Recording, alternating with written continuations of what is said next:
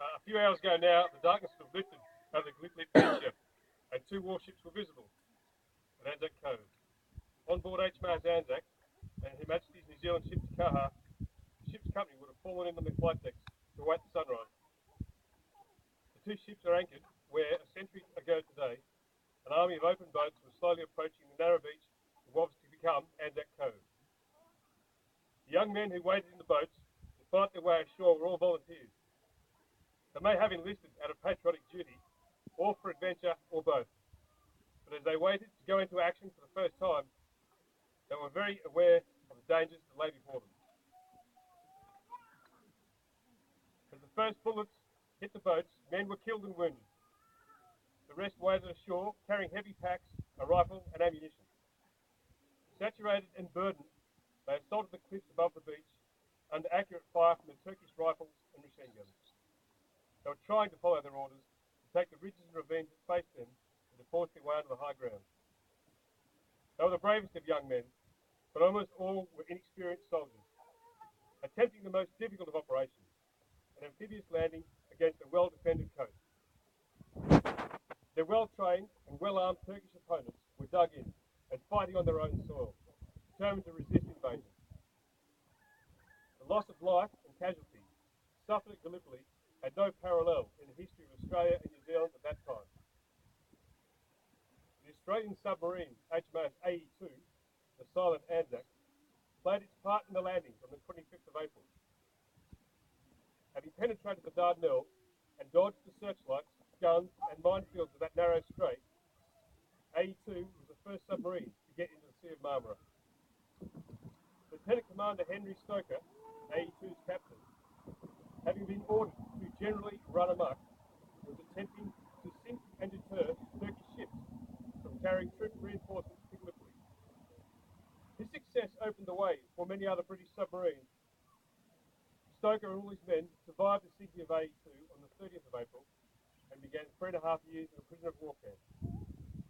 These brave submariners were remembered just days ago in the commemorative service on the Sea of Marmara in HMAS ANZAC of AE2's resting place. The Greek island of Lemnos in the northern Aegean Sea was the base from which the operation was sustained.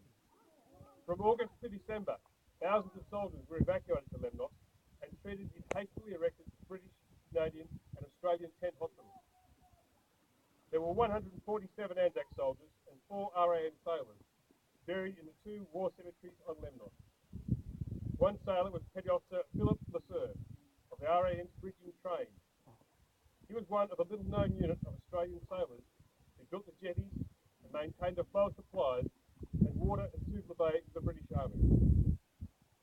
These RAN sailors were the last Anzacs to leave Gallipoli, having won awards for their bravery under fire.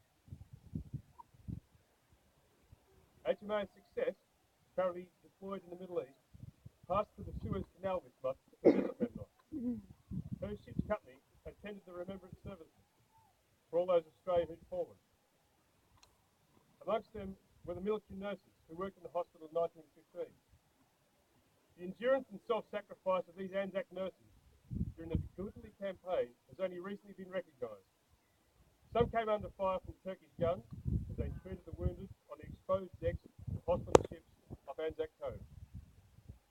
11 New Zealand Army nurses were drowned out of 36 embarked in a troop ship once it was torpedoed by a German submarine in the Mediterranean. The official report on this tragedy praised the courage of these young women. An eyewitness stated, "At no time did I see any signs of panic or fear, and I cannot find words adequate to express my appreciation of the magnificent way in which the nurses behaved, not only on the sinking vessel, but also in the water.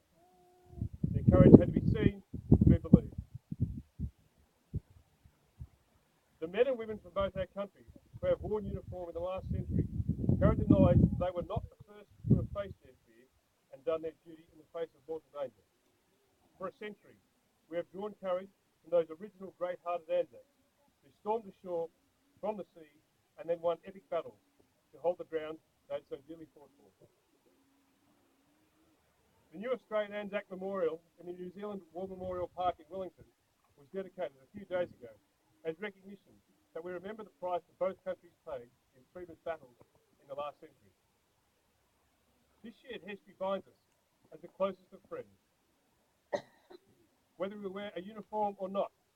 or have ever done so. All of us owe the original 1915 Anzacs and those who served after them respect and remembrance. We can remember them by living our lives in the spirit of looking out for those among us who need a hand up, through care for our families and service to our community.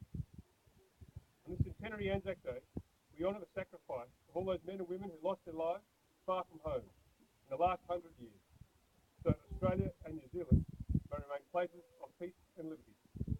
Lest we forget. Lest we forget.